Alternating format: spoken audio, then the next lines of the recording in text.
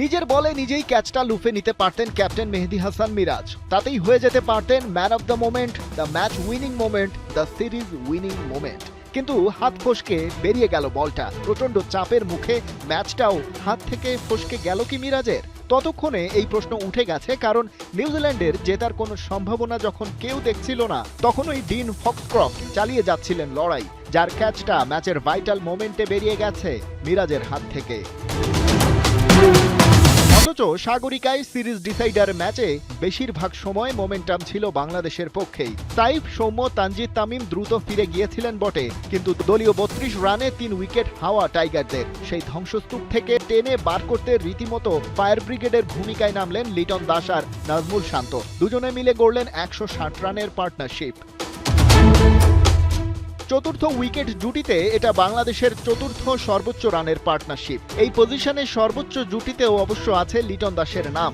189 রানের সেই অবিচ্ছিন্ন পার্টনারশিপ তিনি গড়েছিলেন সাকিব আল হাসানের সাথে।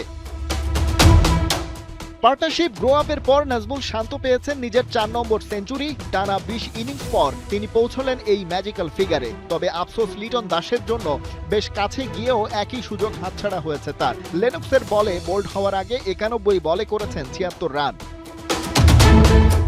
ক্যাপ্টেন মিরাজ নেমেছিলেন ফিনিশারের ভূমিকায়। 122 স্ট্রাইক রেটে 22 রান করেছেন। তবে ডেথ ওভারগুলোয় ভালোভাবেই চেপে ধরে ব্ল্যাক ক্যাপস বোলাররা। শান্তও ফিরে গেছেন ব্যক্তিগত 105 রানের মাথায়। সেট ব্যাটারের অভাবে বাংলাদেশ শেষ পর্যন্ত স্কোরবোর্ডে তোলে 8 উইকেটে 265। জবাব দিতে নেমে নিয়মিত বিরতিতে উইকেট হারাচ্ছিল নিউজিল্যান্ড, কিন্তু ওপেনার নিক কেলি ঠিকই রান তুলে যাচ্ছিলেন এক পাশ আগলে। 59 রান তুলে ফেলার পর তাকে ফিরিয়েছেন মোস্তাফিজুর রহমান। ওয়ানডে সিরিজে ইনজুরি থেকে ফিরেই করেছেন বাজিমাত, পেয়েছেন ক্যারিয়ারের 6 নম্বর ফাইফার। কেলিকে ছাড়াও কাটার মাস্টার ফিরিয়েছেন Henry Nicholls, Nathan Smith, Lennox আর ও রোডকে।